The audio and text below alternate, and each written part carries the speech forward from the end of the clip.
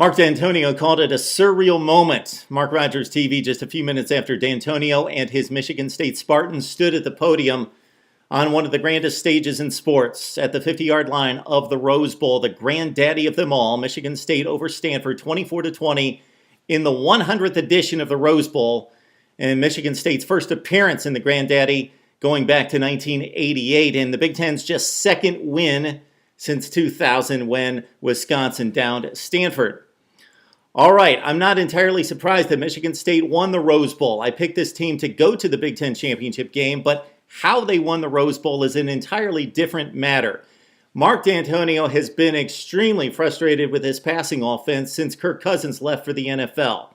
He tried Andrew Maxwell most of last season. Connor Cook actually may have started this destination going back to a little bit lesser of a bowl game, the Buffalo Wild Wings bowl game last season, when he came in the final drive and led a game-winning field goal drive against TCU for Michigan State to complete a 7-6 season. So Michigan State 7-6 last season pinned its hopes on the Rose Bowl this season. Why? Well, the great defense and a tough, hard-nosed coach who has instilled that type of attitude and that type of confidence into these football players. We are not talking about 4- and 5-star recruits here. You go down the roster, go down the depth chart. We're talking about 2- and 3-star recruits, guys who at best were rated 70th, 80th at their position coming out of high school. But it's been Pat Narduzzi with the defense, coaching them up, selecting hard-nosed football players that he can work with, coachable type guys that will not give up and can be taught how to play football and play assignment-style football and Michigan State style. Connor Cook delivered in the clutch, and it was almost like he knew that this game was going to be on his shoulders, that the Stanford front seven was too tough to run the football against consistently. Of course, Michigan State's always going to run the football, and Jeremy Langford still lugged it 23 times for 84 yards. Those were very tough yards. Jeremy Langford's longest gain of the night was 11 yards. So Michigan State wasn't going to be pounding this thing against Purdue or Illinois. This was the Stanford front seven that may be the best in the country or maybe the second best on the field on this night. Connor Cook took that responsibility, and we have seen his development this entire season. Again, it started, I believe, in the bowl game last season. He had a great spring practice on through the summer, and despite that development from him, would he get cooperation from his wide receivers?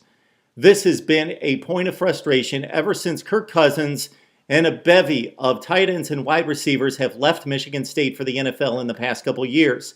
Michigan State wide receivers have been deplorable over the past year and a half, but they matured, they got better, they started to hang on to the football.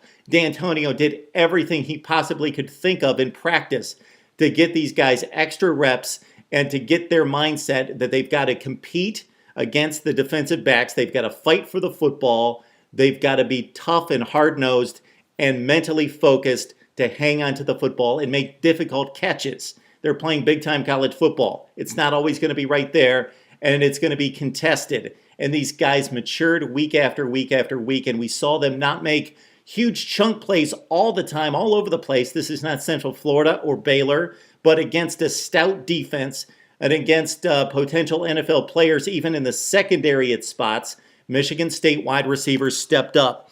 Guys that we saw dropping the football just in 2012. And over the first couple games of this season, we saw the same issues with the Michigan State offense. Didn't know if they were going to develop despite the reps and the preaching out of Dantonio and all the drills they could possibly conceive to improve this wide receiver core in the offseason.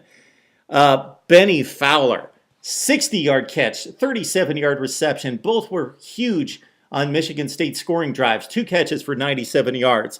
Tony Lippett, another guy who repeatedly dropped the football in 2012 and over the first couple games of this season. 5 catches, 94 yards, and the game-winning score from Connor Cook, a ball that he delivered on the skinny post to the goal line.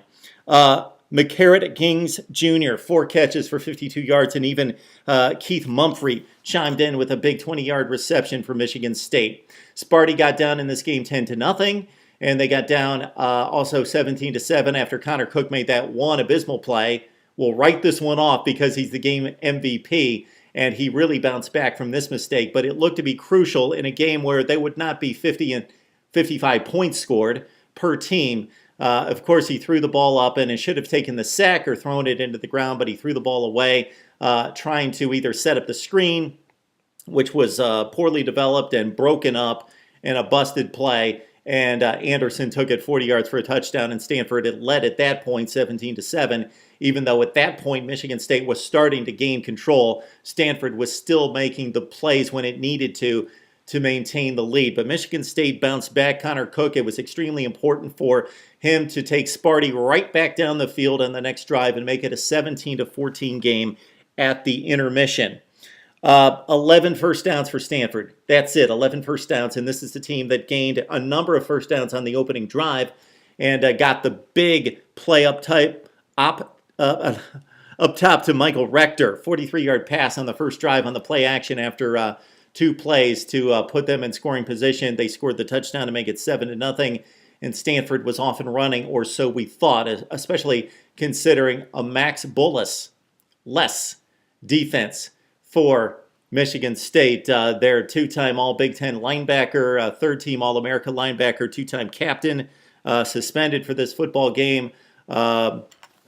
Unspecified team rules violation there, replaced by Kyler Ellsworth, who made the huge stop on 4th down for Michigan State to really put this game away from Michigan State. As Stanford, we noted on the last drive, with no Ty Montgomery, that was big for them. With just about 3 minutes left to play, got the football back, down 24-20. They went with the zone read left. Kevin Hogan got the 3-yard gain. They swung out a pass for a couple more yards. Then Gaffney off tackle was stuffed by Ellsworth. That was actually on the 3rd down play.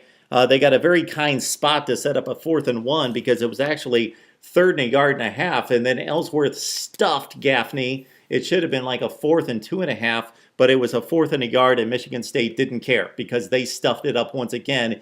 And we saw Stanford run that same play to the fullback, Hewitt, that they ran time and time again against the softer Oregon defenses.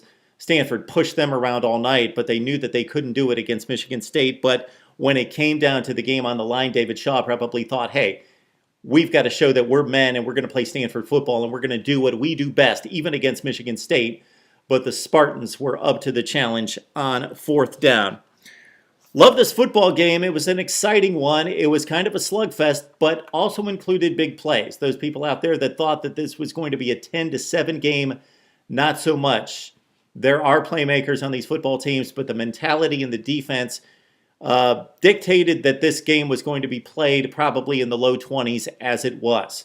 Michigan State over Stanford, 24-20. Michigan State fans, Stanford fans, let us know what you think about the Rose Bowl and the prospects of your 2 football teams going ahead to 2014 right here on Mark Rogers TV.